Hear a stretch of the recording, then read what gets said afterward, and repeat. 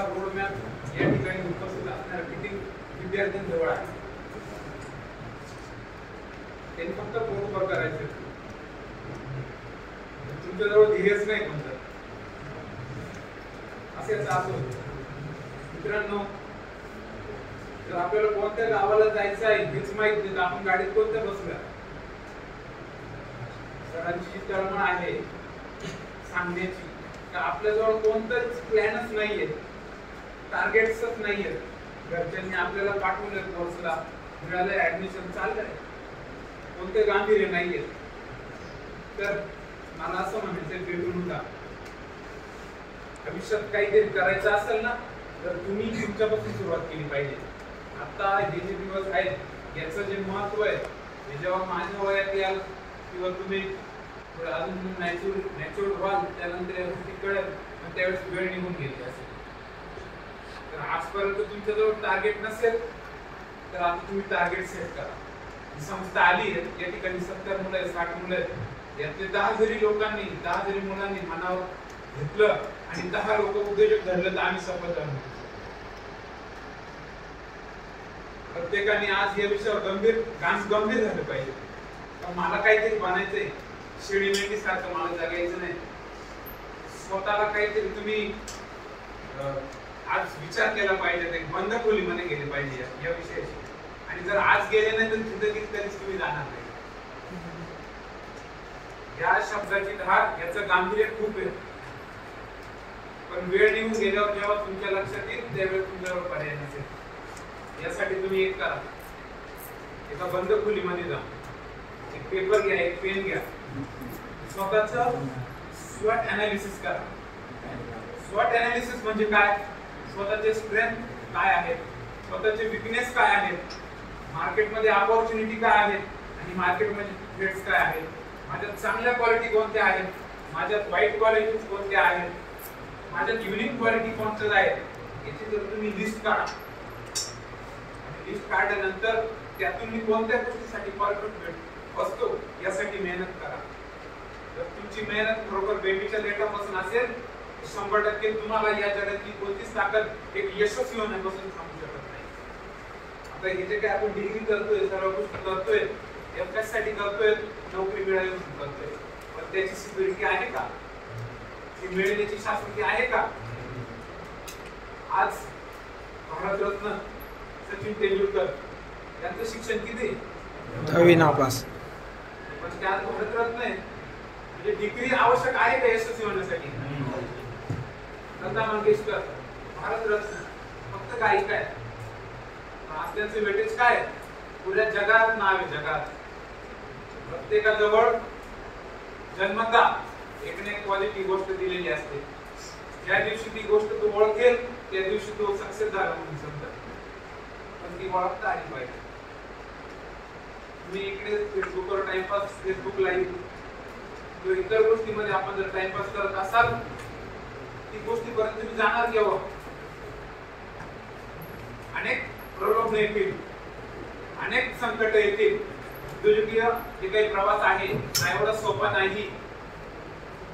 जर नोकर होण्यासाठी, एक एम्प्लॉय होण्यासाठी वयाच्या 22-25 वयापर्यंत तुम्हाला अभ्यास करावा लागतो, तर तुम्हाला उद्योजक व्हायला किती वर्ष अभ्यास करावा लागतो? हा खट्टा ठोक्यासाठी चाललाय, कुठेतरी नोकरी भेटावी. नोकरी भेटण्यासाठी किती वर्ष घालवतात? वयाची, बरोबर. तुम्हाला जर त्याच्यापेक्षा प्लस अपग्रेड व्हायचंय, तुम्हाला जास्त वेळ द्यावा लागणार. तुमची अपेक्षा अशी आहे की 1 वर्ष 2 वर्ष माझा बिझनेस उभा राहायला पाहिजे. नाही शक्य, शक्यच नाही. There is no shortcut for success. तुम्हाला जर या ठिकाणी उद्योजक व्हायचं असेल तर तुम्हाला पेशन्स ठेवावा लागणार आहे. तुमच्याजवळ ते पेशन्स आहेत का? संयम आहे का? तुमच्याजवळ अपयश वाचवण्याची ताकद आहे का? सचिनने खूप वाचवले आतापर्यंत.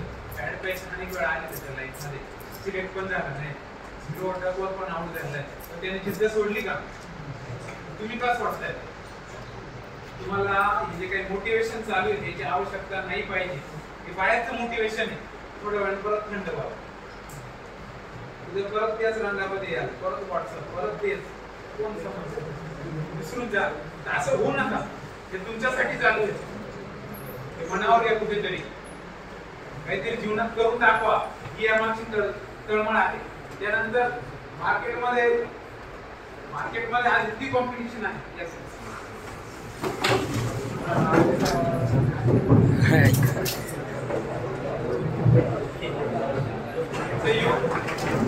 कॉम्पिटिशनचं युग आहे.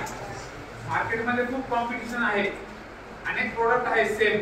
फॉर एक्झाम्पल नाशिकला सायंतारा मिळतो, सर्वांना माहिती आहे सायंताराचा वडा. सायंतारा तो साबुदाणा वडा. पण आज तो वडा खाण्यासाठी जिल्ह्याभरातून लोक येतात. का? 1000 ठिकाणी तो वडा मिळतोय, पण तिथेच का गर्दी होते? आरटीओवर पण पायनॅपल ज्यूस आहे, ऑटोमॅटिक मशीन लावलेली आहे. पुण्याला, मुंबईला अनेक ठिकाणून लोक त्या ठिकाणी येऊन रांग लावतात. Quality matters. त्याच्याजवळ काहीतरी युनिक आयडिया त्याने ते निर्माण केली. युनिक आयडिया आपण करू शकतो का? या गोष्टीचा आपण शोध घेतला पाहिजे, यावर आपण विचार केला पाहिजे. तो आपण करत नाही. तुम्ही जर रेग्युलर गोष्टी ज्या मार्केटमध्ये मिळतात त्या जर घेऊन बसले तर तुमचं प्रोडक्ट कोण घेणार? तुम्ही काही वेगळी सर्व्हिस देतायत का? स्टारबक्सची कॉफी काहीच वेगळं नाही त्या कॉफीमध्ये. तेच दूध, तेच पाणी, तोच मसाला. वेगळं काय आहे? तिथलं अँबियन्स. प्रत्येकाला प्राऊड फील होतं. टाटाची आहे ना स्टारबक्स, सेल्फी काढतो प्रत्येक जण तिथे गेला. का काढतो? कारण त्याने त्या ठिकाणी अँबियन्स दिलेले आहे. तर असं बिझनेस मध्ये फक्त प्रोडक्ट पण नाही, सर्व्हिस पण इम्पॉर्टंट आहे. तुम्ही जर चांगली सर्व्हिस देऊ शकत असाल तुम्ही उत्कृष्ट बिझनेस बनवू शकता. हे जे काही बारकावे आहेत हे तुम्ही पिन पॉइंट जे आहे ते तुम्ही नोटिंग केले पाहिजे. तुम्ही हे जे काही गॅप्स आहेत, जे काही लूप्स होले, यावर तुम्ही फोकस केलं पाहिजे. मार्केटची डिमांड काय आहे हे तुम्ही ज्यावेळेस जो मार्केटची डिमांड ओळखतो तो यशस्वी होतो. नेक्स्ट माझा पॉइंट, हे जे प्रोडक्ट आपण बनवतो त्याची पॅकेजिंग पण महत्त्वाची आहे. आज सिंपल गोष्टी आहेत, पण त्याच्या पॅकेजिंग असं केलेले आहेत की आपल्याला आकर्षण वाटतं ते खरेदी करावे म्हणून. तर अशा प्रकारचे पॅकेजिंग आपल्या मॅन्युफॅक्चरिंग मध्ये करता येईल का? आपल्या कंपनीमध्ये करता येईल का? डिजिटल मार्केटिंगचा वापर करता येईल का? टेक्नॉलॉजीचा वापर करता येईल का? गुगलवर सरांनी बोललं आज ऑनलाईन सर्व सिस्टम अवेलेबल आहे. तुम्हाला जी पाहिजे ती माहिती त्या ठिकाणी अवेलेबल आहे. ChatGPT सारखा सॉफ्टवेअर आहे, त्यामध्ये जो कोणता प्रश्न पडेल तिथे टाका, तुम्हाला लगेच इन्स्टंट त्याचं उत्तर मिळेल. तर ह्या सर्व ज्या काही अम्युनिटीज आपल्याला मिळत आहेत, जे काही इन्फ्रास्ट्रक्चर मिळतंय, त्याचा पुरेपूर वापर आपण या ठिकाणी करून घेतला पाहिजे. ही या संस्थेच्या मागची कल्पना आहे. त्यानंतर आज